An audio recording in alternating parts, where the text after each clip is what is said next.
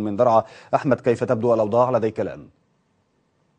كريم، اليوم الجيش الحر أعلن عن تحرير بلدة دير العدس، وهي الآن محررة، ورايات النصر ترفرف فوق هذه البلدة بعد معركة إن الله عزيز ذو انتقام التي أعلنها الجيش الحر، التي كانت تهدف لتحرير هذه البلدة، وتم ذلك بعون الله تعالى بعد أن قام الجيش الحر بشن هجوم واسع واقتحام لهذه البلدة لمقرات وقوات النظام وللحاجز المتواجد هناك مع شروق صباح هذا اليوم.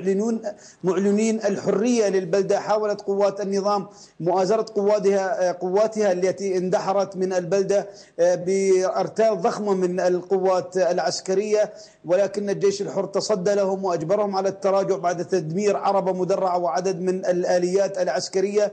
قتل عدد من قوات النظام، أسر 15 جندي منهم بينهم ضابط، وهرب ما تبقى باتجاه بلدة دير البخت. دارت اشتباكات بالقرب من تل الركيس بين الجيش الحر وقوات النظام، هذا التل المتواجد على طريق دير العدس غباغب، وكان هناك اشتباكات عنيفة وقوات النظام تقصف المنطقة بشكل عنيف جدا. دير العدس تعرضت للقصف بالبراميل المتفجرة، وأيضا 6 غارات من الميج الحربي عدا المدفعية والصواريخ، كل ذلك على بلدة الدير العدس بعد تحريرها. دير العدس الآن هي أوسعت الطريق وأفسحت الطريق أكثر وأكثر أمام الثوار وأمام الجيش الحر إلى طيب، يعني إذا أحمد، تصعيد عسكري تكثيف في الغارات الجوية من قبل النظام، لكن لو تحدثنا عن المعارك الآن على الجبهات المختلفة بين الثوار من جهة والعناصر التابعة للنظام من جهة أخرى، إن كانت هناك أي خسائر استطاع الثوار أن يكبدوها للنظام سواء كانت في الأرواح أو في العتاد العسكري؟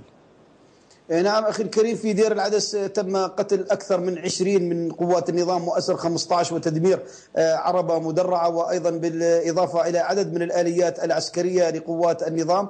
في درعا المدينة بالاشتباكات تم استهداف قوات النظام المتمركزة بحي المنشية، وكان هناك إصابات مباشرة. وأيضا في درعا طريق السد كان هناك اشتباكات. أما في بصرة الشام كان هناك عملية نوعية للجيش الحر، كمين محكم نفذه الجيش الحر لقوات النظام والشبيحة. كانت هناك مجموعة من المؤازرة لهذه القوات مع سيارة ومضاد. قتل الطاقم بشكل كامل، اغتنم المضاد واغتنمت السيارة، وتم تفجير مقر آخر للشبيحة بالحي الغربي من مدينة بصرة الشام.